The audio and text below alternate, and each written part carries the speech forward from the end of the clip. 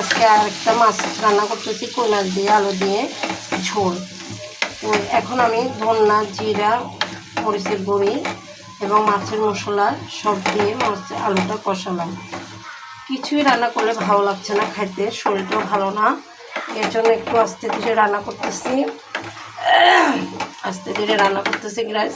Hello গ্রাস, আসসালামু আলাইকুম। আমি পরিবারের ছোঁয়া থেকে রিজন মাহবুব আপনাদের সাথে যুক্ত হলাম। যারা যারা আমার দুটো রেসিপি ছাড়লাম অবশ্যই আপনারা লাইক, কমেন্ট, শেয়ার করে দিলাম।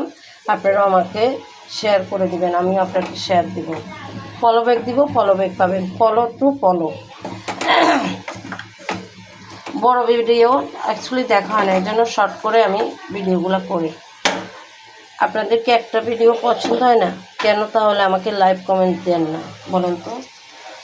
আমার পাতিলগুলো সুন্দর, রান্নাটা সুন্দর, মাশাআল্লাহ এত সুন্দর করে কালার আসতো। তারপরে আপনাদের কি চোখে পড়ে না যারা প্লাস দিয়ে ডিজাইন করে ক্যাপকাট দিয়ে ছাড়ে, তাদেরগুলো ঠিকই আপনাদের পছন্দ করে, তাই না? সরাসরি মানুষের কথায় মজা লাগে না, মেকআপ করলে ঠিকই মজা লাগে। এটাই হচ্ছে ইউটিউবের একমাত্র গোপন কথা, বুঝছেন? আর দেখেন মাছটা রাখলাম, এই যে মাছ, কই মাছ কাটি রাখলাম, একটু লেবু চিপি রাখলাম যেন মাছের মধ্যে গন্ধ না লাগে। মাছের ডিমও হয়েছে মাশাআল্লাহ, দেখতে পাচ্ছেন ছোট্ট একটু মাছের ডিম হয়েছে, আমার ছেলেকে দিব।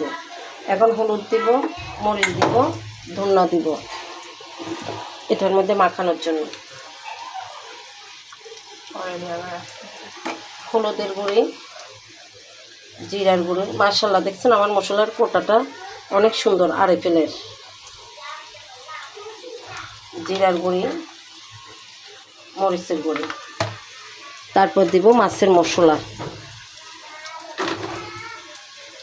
মাছের মশলাটা দিব, দেখতে থাকুন, ব্যাস চলে যাবেন না।